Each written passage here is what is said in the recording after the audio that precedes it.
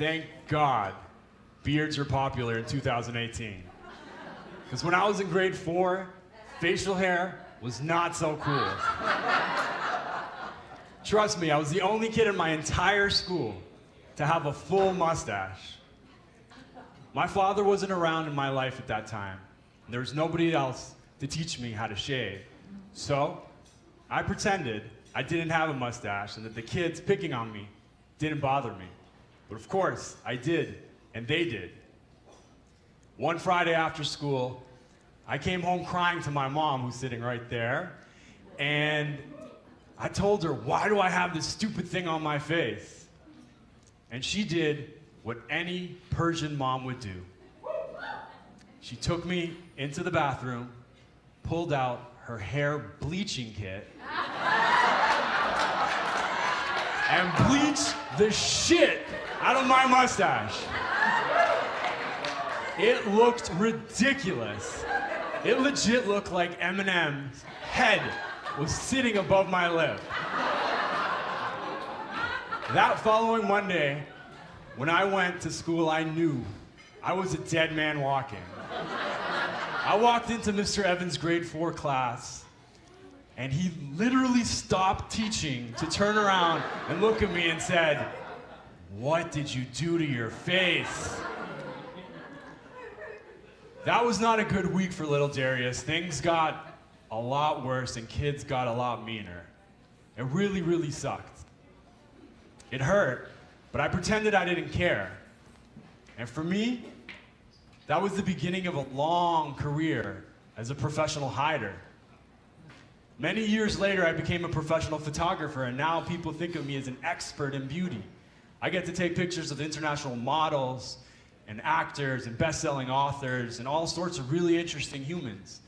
But that's not what makes me an expert in beauty.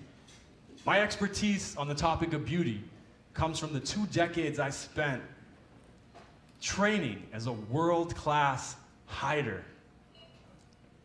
It's inevitable. We're all going to have pain in our lives. But if we choose to hide those feelings, the inevitable cuts become deep wounds. I know why you're hiding. You're hiding for the same reason I hid for 2 decades. Secretly, we all believe our wounds make us unlovable. But here's the thing. If you hide your wounds, they make you invisible. So I want you to think about this. Consider this. What if those painful wounds that we're all hiding were actually a roadmap to our deepest love? As a professional photographer and as a professional hider, I became really good at identifying other people who are hiding their wounds.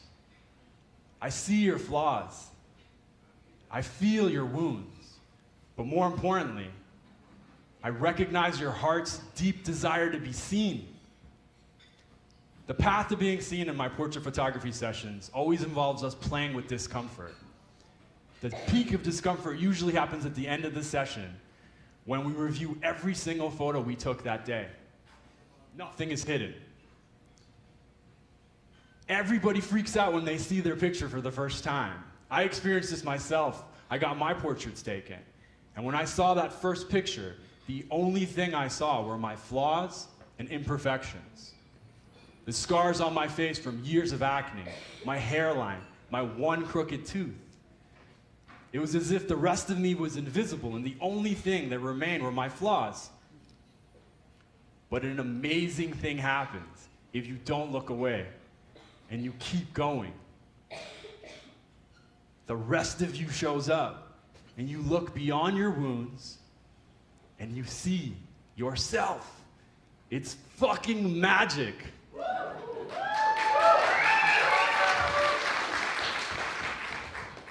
So, being bullied as a kid because of my bleached blonde mustache was an early wound that set me up on a path to hide myself piece by piece.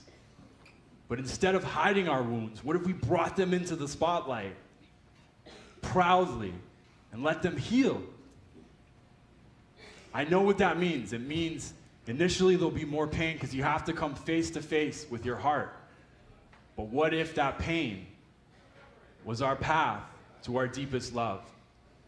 The brilliant Joseph Campbell gave us half of the equation to happiness when he said those three very powerful words: follow your bliss. The part he seemed to miss, equally as important: follow your blisters. Thank you.